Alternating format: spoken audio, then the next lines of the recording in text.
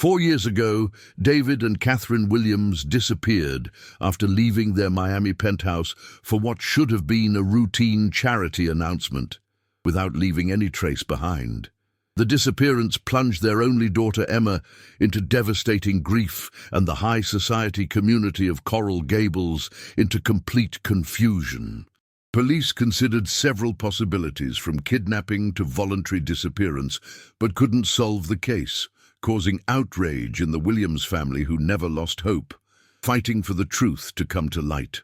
Before we continue, subscribe and hit the bell.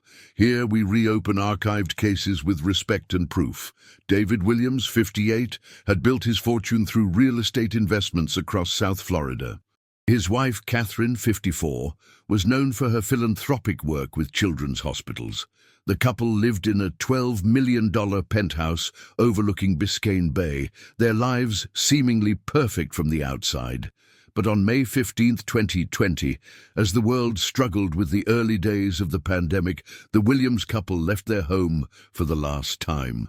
Security cameras captured them leaving their building at 2:47 p.m., David wearing his signature navy blazer, Catherine in a white summer dress. They were supposed to meet with hospital administrators at 4 p.m. to formalize a $5 million donation to Miami Children's Hospital, money desperately needed during the COVID crisis. The meeting was set to take place at their lawyer's office downtown, a routine procedure they'd done dozens of times before, but they never arrived. Their Mercedes was found 3 days later in a parking garage near the Port of Miami, keys still in the ignition, Catherine's purse on the passenger seat with $800 cash untouched. The car showed no signs of struggle, no fingerprints other than their own. It was as if they had simply evaporated into thin air. The initial investigation focused on their business dealings. David had enemies, competitors who'd lost millions in bidding wars, former partners who felt betrayed by his aggressive tactics. Catherine's charity work also put her in contact with people from all walks of life, some desperate enough to consider extreme measures.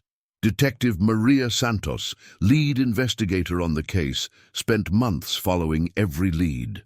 The FBI joined the investigation when financial analysts discovered unusual activity in the Williams accounts. Someone had attempted to access their offshore accounts from an IP address in the Cayman Islands just hours before they disappeared. The transaction was blocked by security protocols, but it suggested their disappearance might be connected to their substantial wealth, estimated at over $200 million.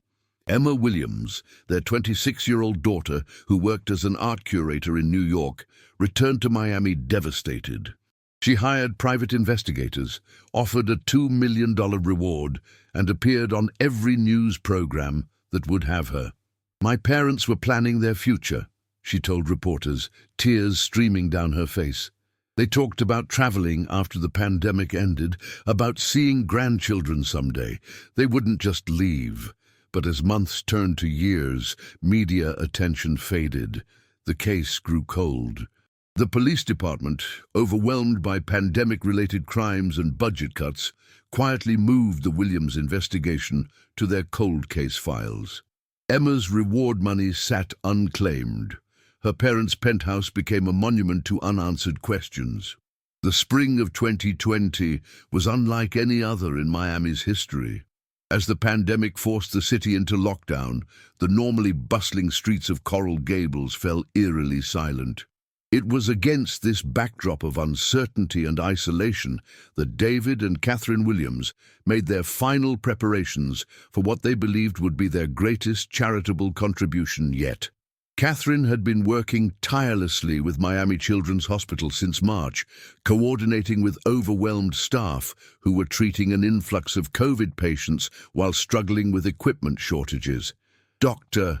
Jennifer Martinez, the hospital's chief of pediatrics, later testified that Catherine called her personally 3 times in the week before her disappearance, each time asking about specific needs: ventilators, protective equipment, funding for emergency expansions.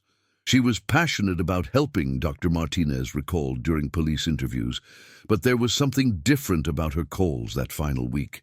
She seemed urgent, almost as if she knew time was running out. David, meanwhile, had been dealing with his own pressures.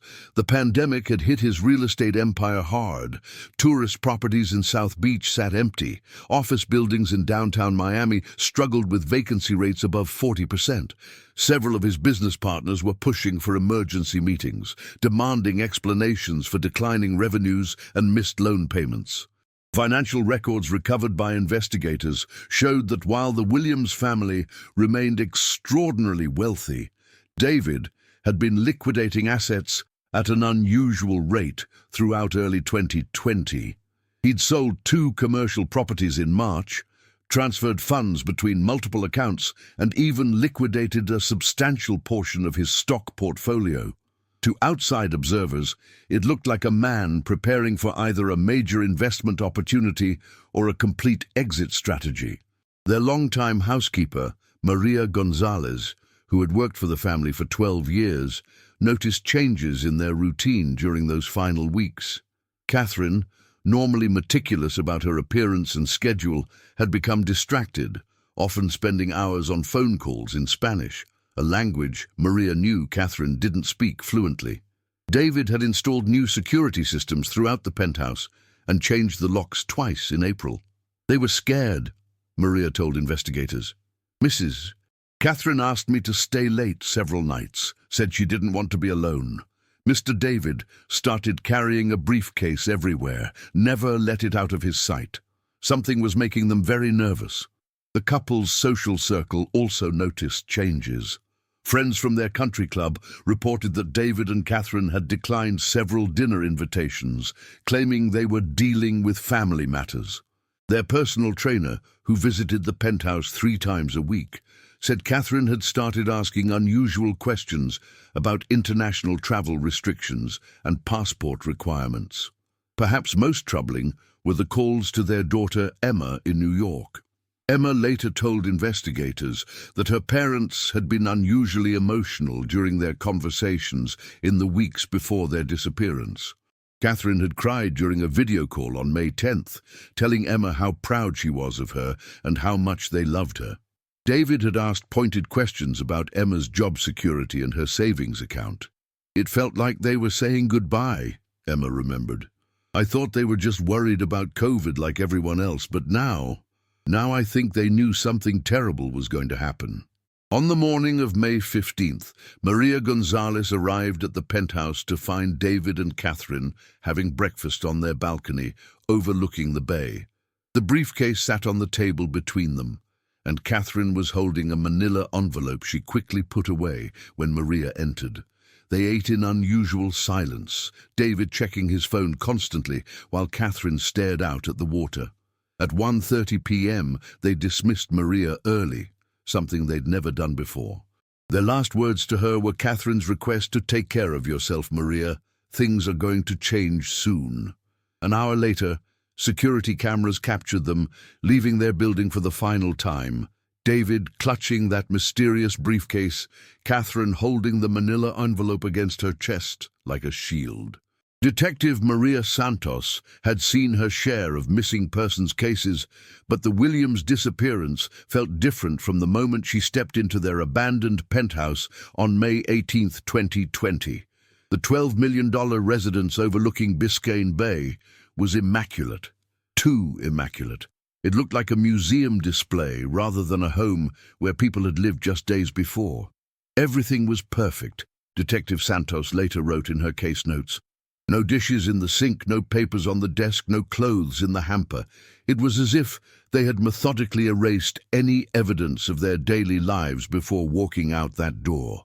The FBI's white-collar crime unit joined the investigation within 48 hours, led by Special Agent Robert Chen, a financial crimes specialist with 15 years of experience tracking money laundering operations through South Florida. Chen's team immediately focused on the Williams' complex web of business interests, offshore accounts, and charitable foundations. What they discovered painted a picture of a couple living parallel lives, one public, one intensely private. The public David Williams was a respected businessman and philanthropist, featured regularly in Miami Business Journal's power lists. The private David Williams had been quietly moving massive amounts of money through a labyrinth of shell companies and foreign banks since late 2019. The pattern was sophisticated, Agent Chen explained to local media. Someone with extensive knowledge of international banking had been systematically restructuring their assets.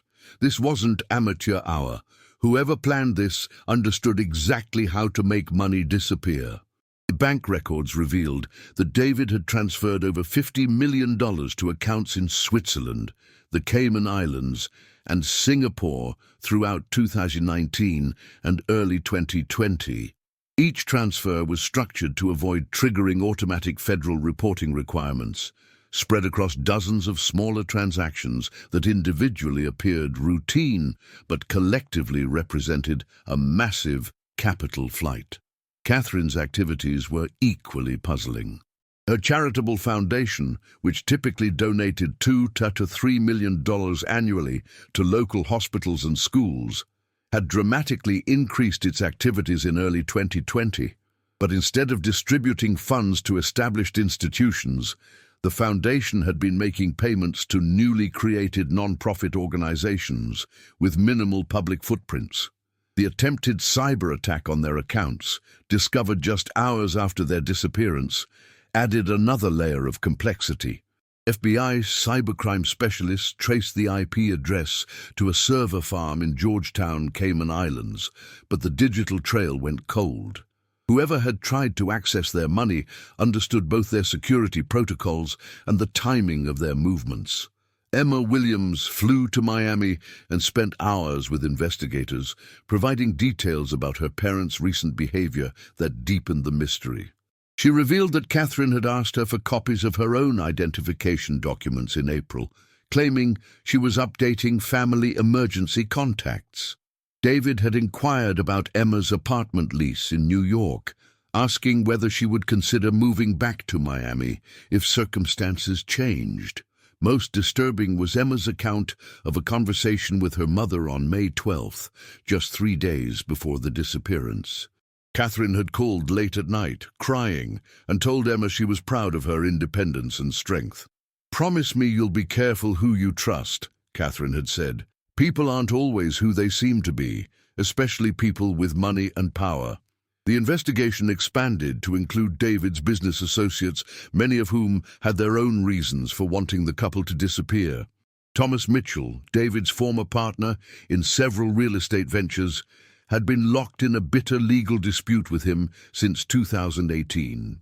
Mitchell claimed David had used insider information to undercut him on several major deals, costing him millions in potential profits.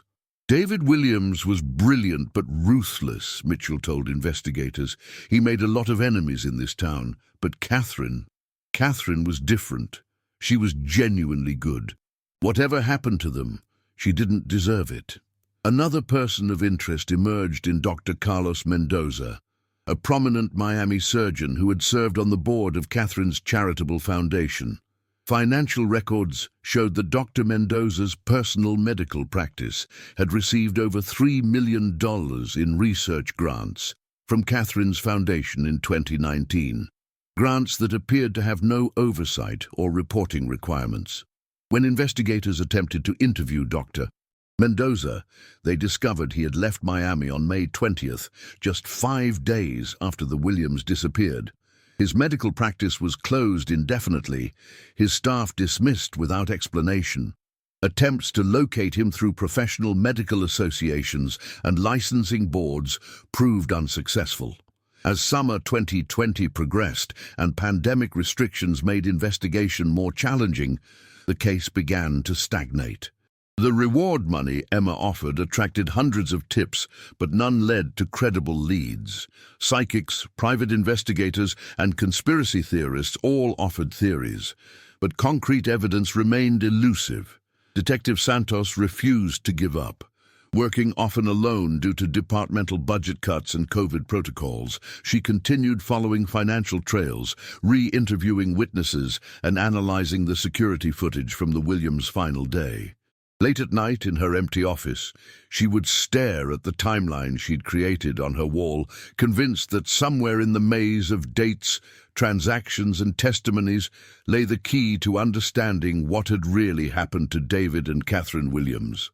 As 2020 turned to 2021, the Williams investigation had consumed Detective Maria Santos's life. Her captain had unofficially moved her to other cases, but she continued working the Williams file during her own time, driven by a growing conviction that the couple's disappearance was connected to something much larger than a simple kidnapping or murder.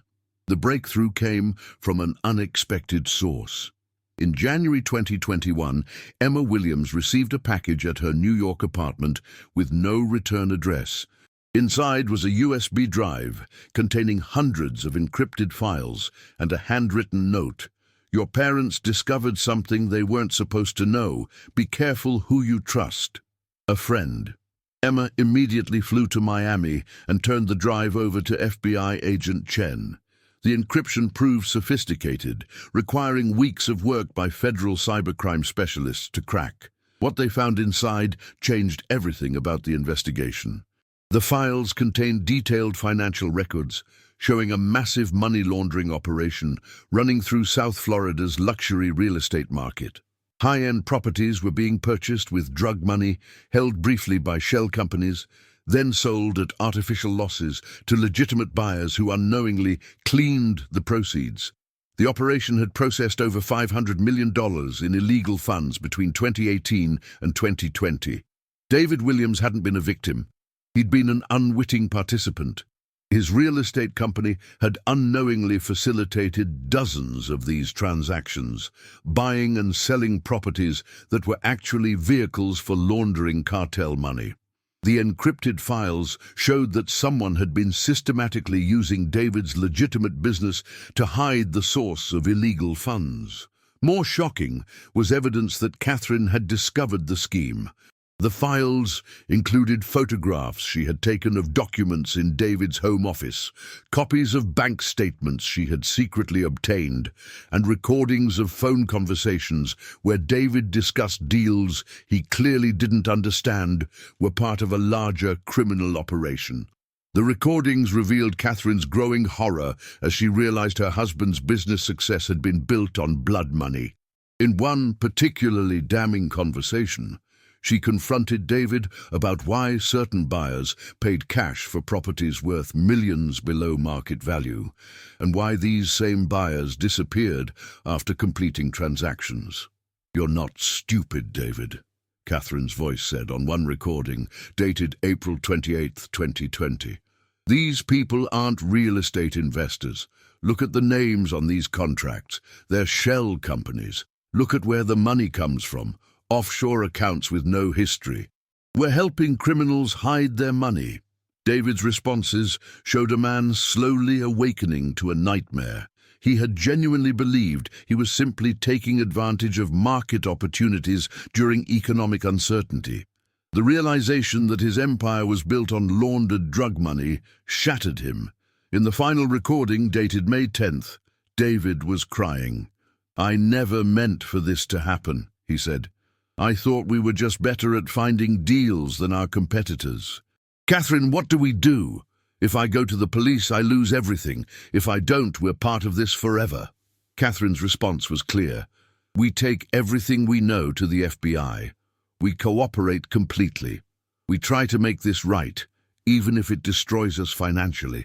The encrypted files also contained evidence of who had been orchestrating the money laundering scheme. Dr. Carlos Mendoza, the surgeon who had served on Catherine's charitable foundation, wasn't really a doctor at all. His medical credentials were fraudulent, his practice a front for coordinating real estate transactions. The research grants Catherine's foundation had provided were actually payments for his services in identifying properties and buyers for the laundering operation. Agent Chen's team discovered that Dr. Mendoza was actually Carlos Morales, a financial specialist who had worked for several South American drug cartels before establishing himself in Miami. He had spent years building legitimate-seeming credentials and connections in Miami's wealthy community, specifically targeting philanthropists and business leaders who could provide access to high-value real estate markets. The timeline became clear. Catherine had compiled evidence throughout late 2019 and early 2020, secretly gathering proof of the money laundering scheme. She had been preparing to turn everything over to federal authorities, including evidence that would have exposed one of the largest money laundering operations in South Florida history. But someone had discovered her investigation. The encrypted files included evidence that Catherine's phones had been monitored, her movements tracked, her charitable foundation's accounts accessed without authorization. In the weeks before their disappearance, she had realized they were being watched. The $5 million hospital donation announcement had been Catherine's cover story for a meeting with FBI financial crimes investigators. The briefcase David carried contained physical evidence Catherine had accumulated, documents, photographs, and financial records proving the money laundering scheme. The manila envelope Catherine clutched contained contact information for federal agents and a detailed written statement of everything they knew. They never made it to the FBI meeting. Instead, David and Catherine Williams walked into a trap that had been months in the planning, orchestrated by people who couldn't afford to let their money laundering operation be exposed. Emma Williams sat in stunned silence as Agent Chen explained what the encrypted files revealed about her parents' final weeks. They hadn't been living in fear of random criminals. They had been preparing to bring down a sophisticated criminal organization that had been using their legitimate business to hide hundreds of millions in drug money. "Your parents were heroes," Agent Chen told Emma. "They discovered they'd been manipulated, and instead of trying to protect their wealth, they chose to do what was right. That decision probably cost them their lives." By spring 2021, the Williams investigation had transformed from a missing persons case into a federal racketeering probe involving multiple law enforcement agencies. The encrypted files Emma had received led to the discovery of a criminal network that stretched from Miami to Colombia, using South Florida's luxury real estate market to launder over $500 million in drug proceeds. Agent Chen assembled a task force including DEA specialists, IRS criminal investigators, and international crime experts. Their target was Carlos Morales, the man who had posed as Dr. Mendoza while orchestrating the money laundering scheme that had inadvertently ensnared David Williams's real estate empire. The investigation revealed the sophisticated nature of Morales's operation. Over a 5-year period, he had identified dozens of legitimate Miami business owners who could unknowingly facilitate money laundering through their normal commercial activities.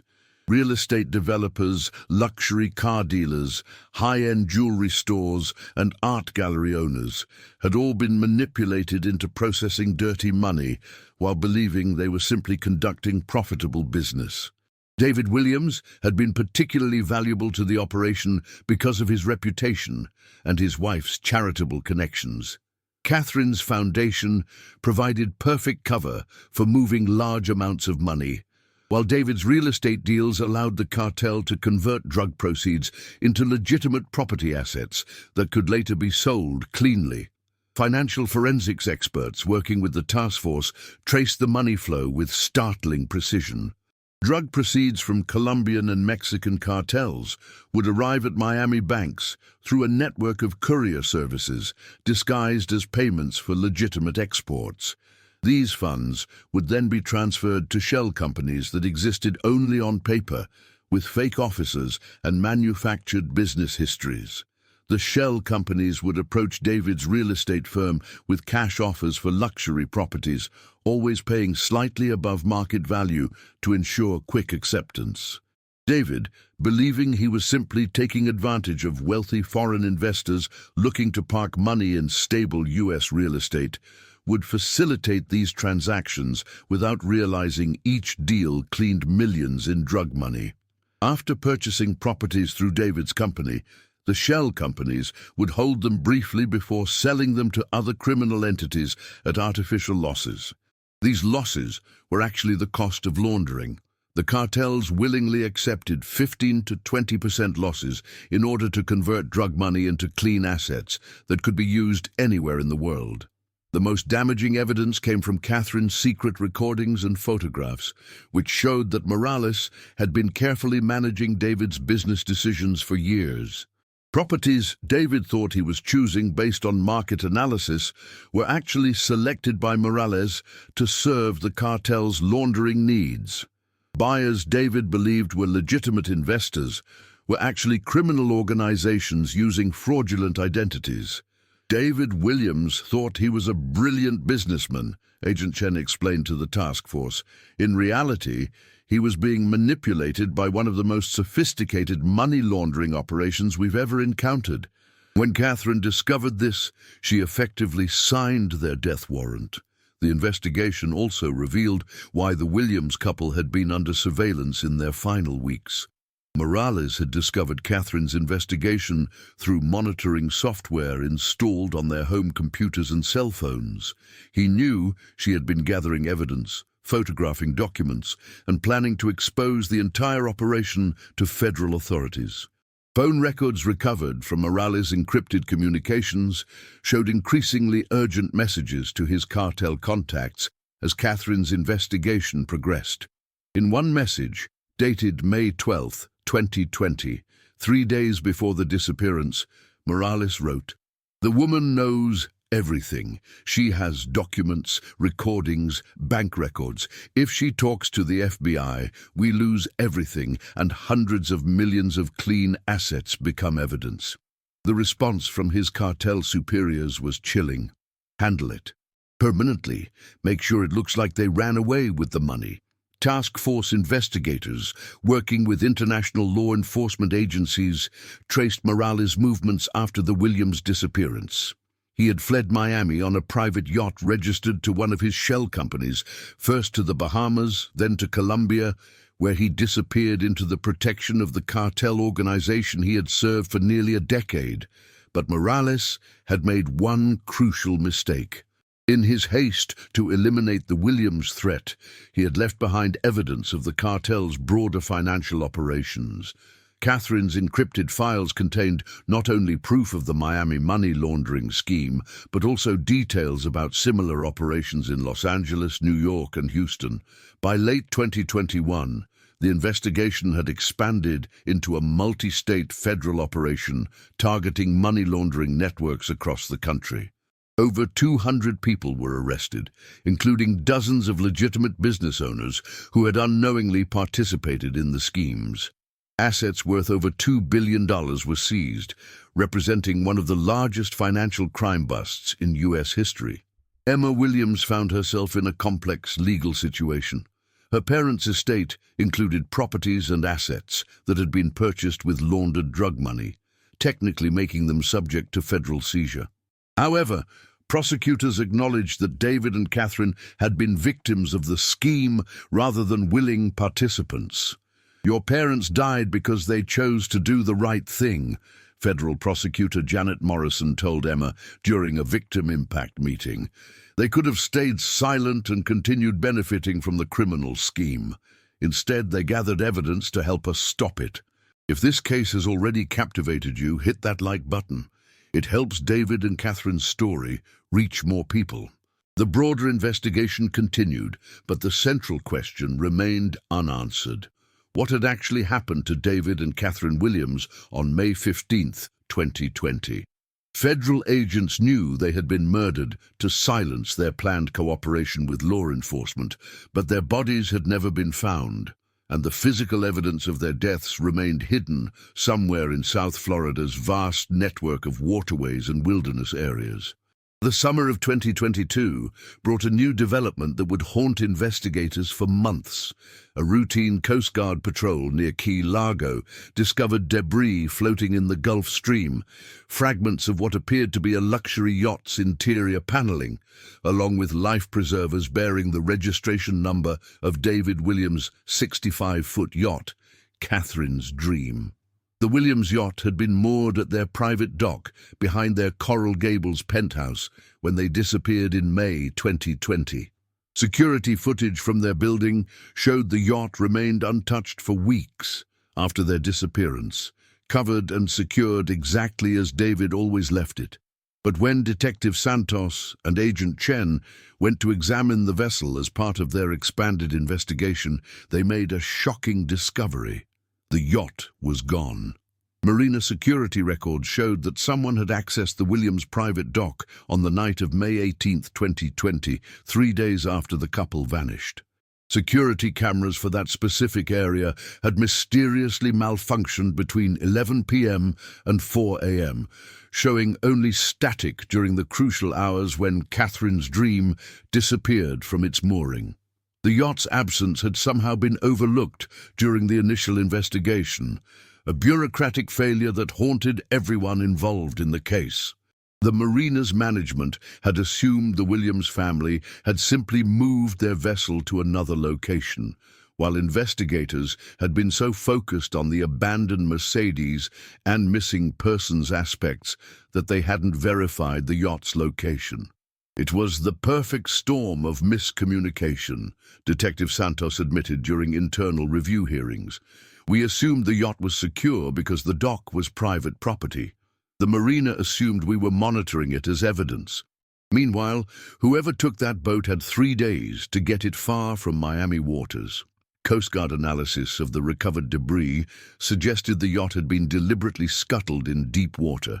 The life preservers showed signs of knife cuts, and the interior paneling fragments contained traces of accelerant, suggesting the vessel had been burned before sinking. Most disturbing were traces of human blood found on one of the life preservers, blood that DNA testing would later confirm belonged to Catherine Williams. The discovery shifted the investigation's focus to South Florida's vast network of waterways. The Gulf Stream, which runs just off the coast from Miami to the Carolinas, represents one of the most effective ways to dispose of evidence permanently. Objects dropped into the stream can be carried hundreds of miles from their origin point, making recovery nearly impossible. Maritime crime specialists brought in by the FBI created detailed models of current patterns and weather conditions from May 2020, trying to determine where Catherine's Dream might have been when it sank.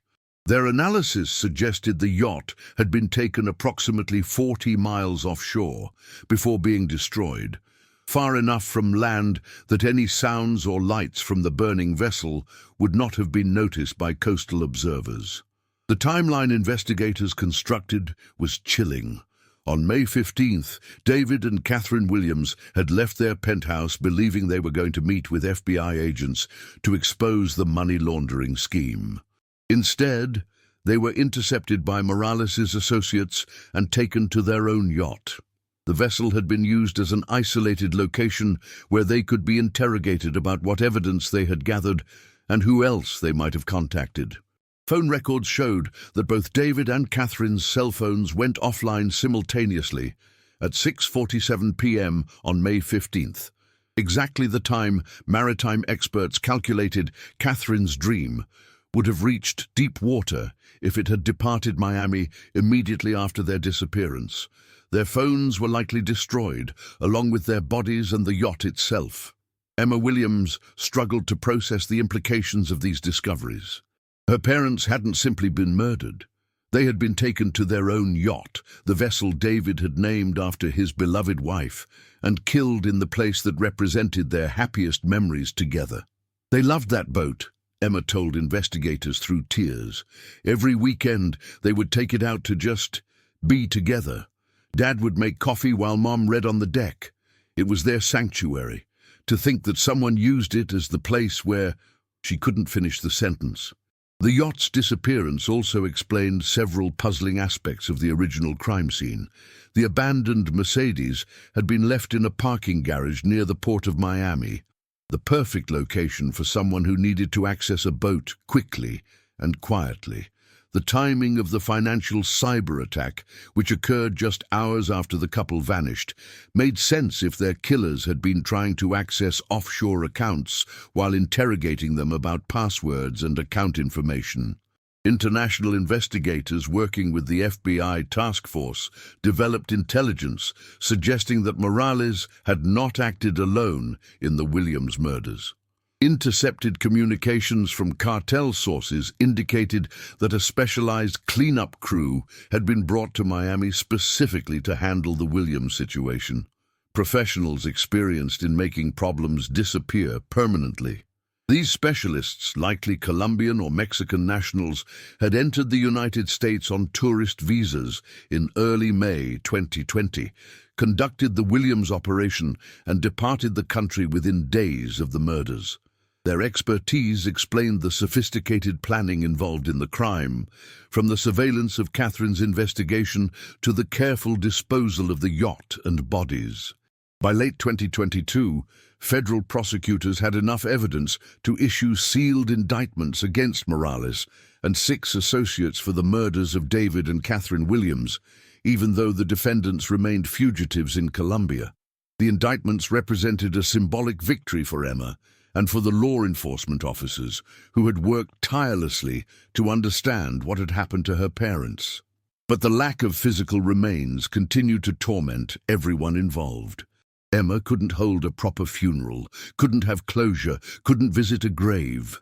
Somewhere in the depths of the Atlantic Ocean, swept by currents that had carried them far from Miami's shores, David and Catherine Williams rested in unknown waters, their final sacrifice to expose criminal corruption, unmarked by any memorial, except the federal prosecutions their evidence had made possible.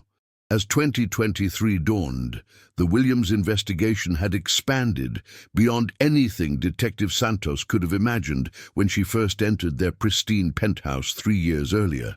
The case had exposed criminal networks across multiple countries, led to hundreds of arrests, and fundamentally changed how federal agencies approach money laundering investigations in luxury real estate markets. But for Emma Williams, the legal victories felt hollow, without knowing exactly what had happened to her parents in their final hours.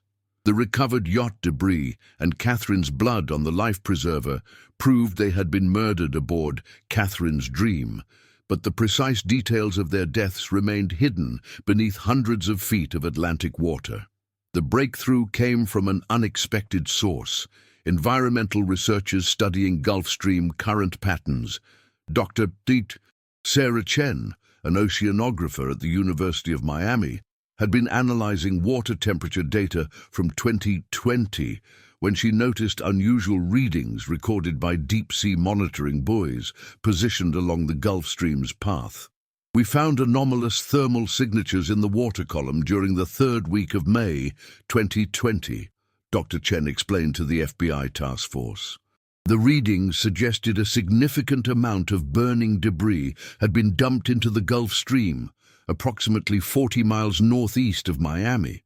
The thermal signatures lasted for several hours, indicating whatever was burning continued to smolder even after sinking. Her data corroborated the investigators' theory about when and where Catherine's Dream had been scuttled. More importantly, it provided precise coordinates for the yacht's likely final location. The thermal signatures had been recorded at GPS coordinates that placed the burning debris directly in the path of the Gulf Stream's strongest current, exactly where maritime crime specialists predicted the yacht would have been taken for disposal.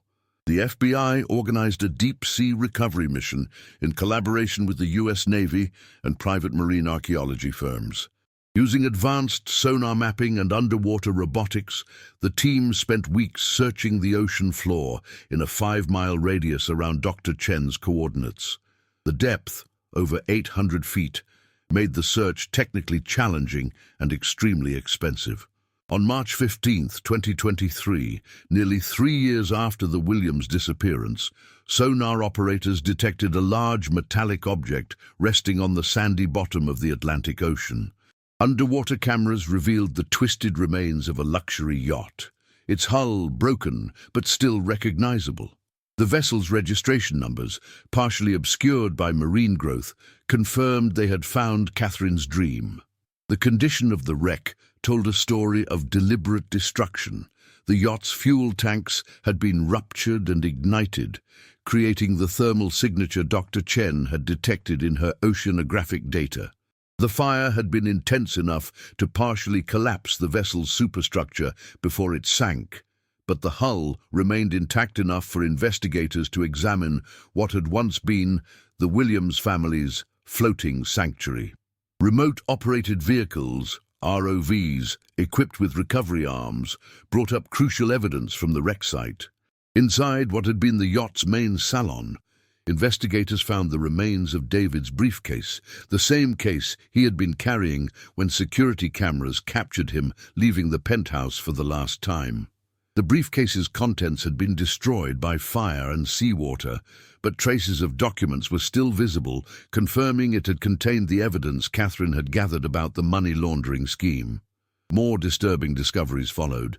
The yacht's emergency beacon had been deliberately disabled, its GPS navigation system destroyed by what appeared to be gunshots. The vessel's communication equipment showed evidence of systematic destruction, suggesting David and Catherine's captors had taken careful steps to ensure no distress signals could be transmitted once they were aboard. In the yacht's forward cabin, ROV operators found Catherine's purse, still containing her identification and credit cards. The presence of her personal items confirmed that the couple had been brought aboard the yacht, probably while still alive. The location of the purse, in the forward cabin rather than the main salon, suggested they had been held in different parts of the vessel, perhaps to prevent them from communicating or coordinating any resistance. The most significant discovery came from the yacht's stern area, where divers located what appeared to be metal restraints attached to the boat's cleats. Forensic analysis would later confirm these were professional-grade handcuffs, the kind used by law enforcement or private security companies. The restraints showed signs of stress and struggle, indicating David and Catherine had been secured to the yacht while their captors decided their fate. Ocean current modeling helped investigators understand the timeline of events aboard Catherine's dream. Based on the yacht's position when it sank and the thermal signatures recorded by monitoring equipment, the vessel had been in deep water for approximately 6 hours before being destroyed. This suggested David and Catherine had been held alive aboard their own yacht for several hours, while their captors searched for information about their FBI cooperation and the evidence they had gathered. Emma Williams visited the Coast Guard station, where recovered items from the yacht were being processed and catalogued. Seeing her mother's purse, waterlogged but still recognizable, brought a flood of memories about family trips aboard Catherine's dream. The yacht had been a place of joy and peace for her family. Knowing it had become the location of her parents' final ordeal was almost unbearable. "I keep thinking about how scared they must have been," Emma told Detective Santos. "But I also know they were together at the end. Dad would have tried to protect Mom, and she would have been trying to comfort him. Even in that terrible situation, they would have been taking care of each other." The deep-sea recovery mission also yielded evidence that supported federal prosecutors' case against the fugitive defendants. Bullet fragments found embedded in the yacht's electronics matched ammunition types commonly used by Colombian criminal organizations. DNA evidence recovered from the restraints included genetic material from at least 3 individuals other than David and Catherine, providing forensic proof that multiple perpetrators had been aboard the yacht. By summer 2023, federal prosecutors felt confident they could prove exactly how David and Catherine Williams had been murdered, even without recovering their bodies.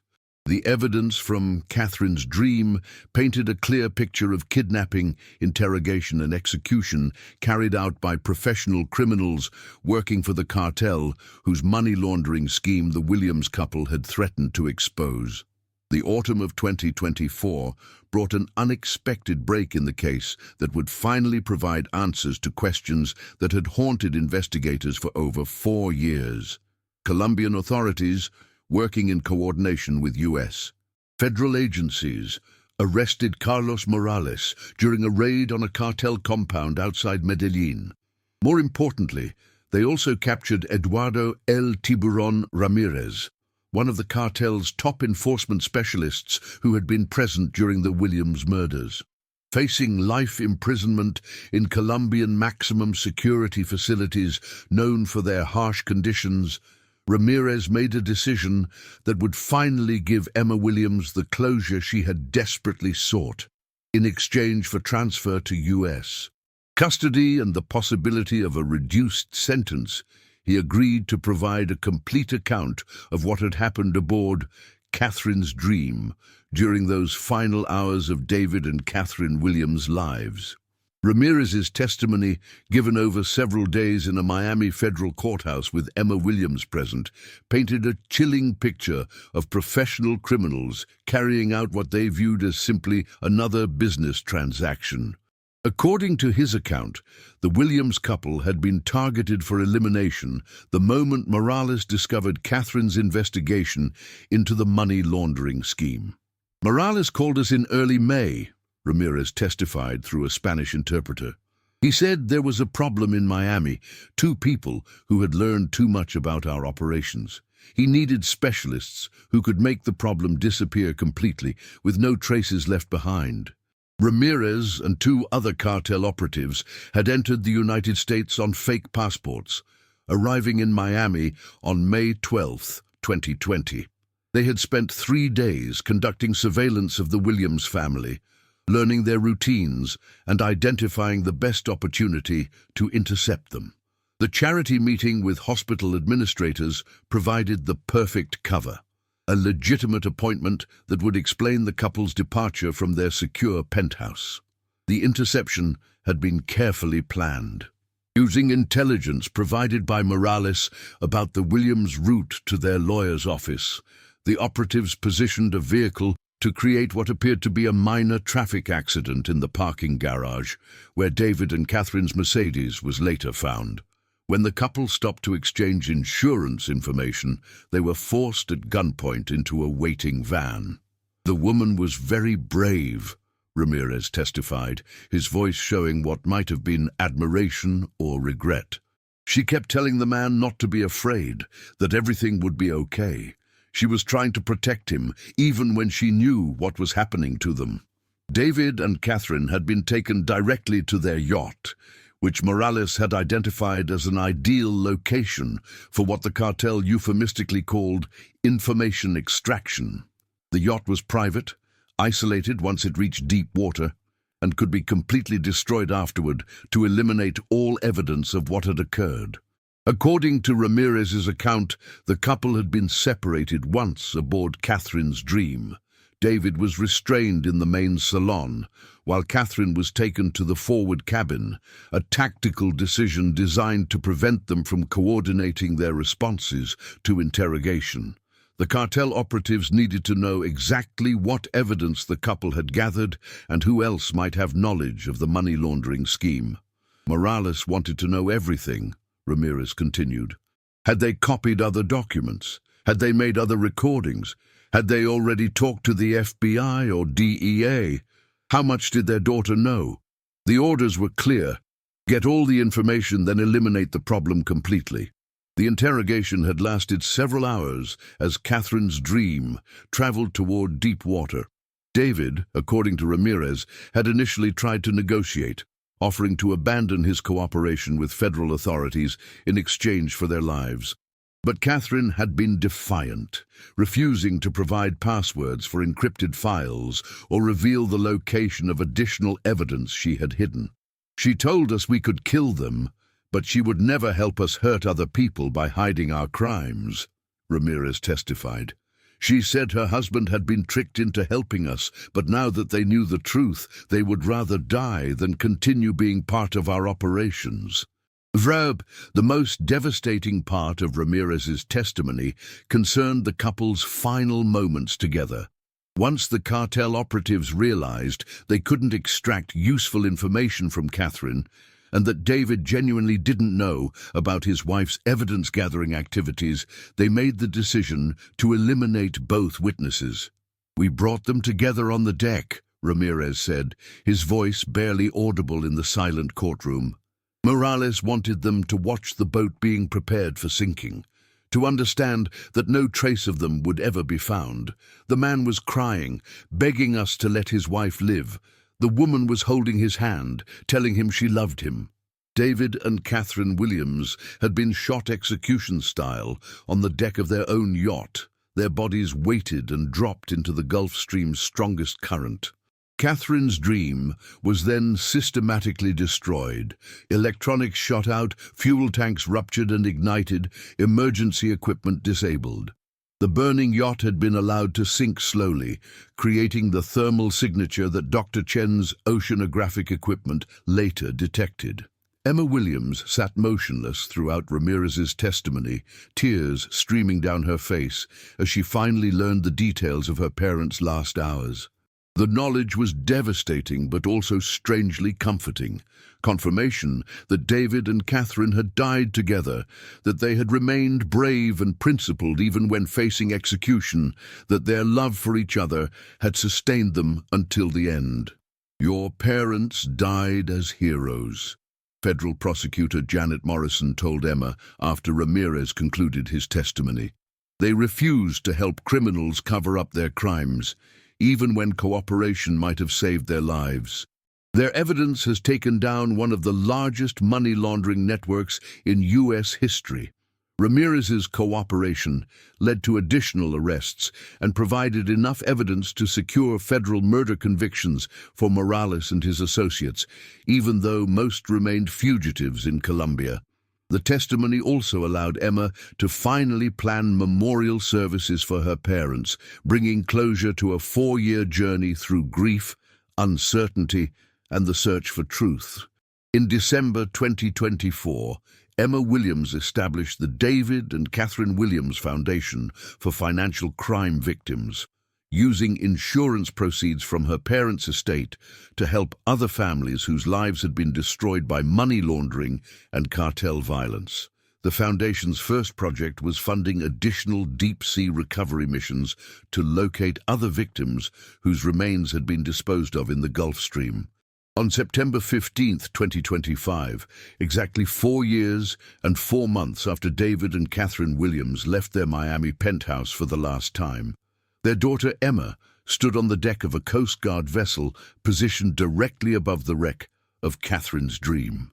In her hands, she held 2 urns containing sand from Coral Gables Beach, the closest she could come to laying her parents to rest in waters that had become their unmarked grave. The years since Eduardo Ramirez's testimony had brought a measure of justice, but not the kind that could truly heal the wound left by her parents' murder.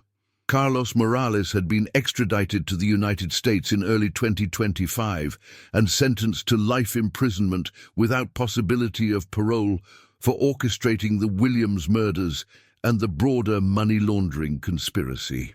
2 of his associates had been killed in Colombia during law enforcement raids, while others remained fugitives. But perhaps more significant than individual prosecutions was the systemic change David and Catherine's deaths had inspired. Federal legislation passed in 2024, officially known as the Williams Act, required enhanced reporting and monitoring for high-value real estate transactions, making it much more difficult for criminals to use luxury property purchases to launder money.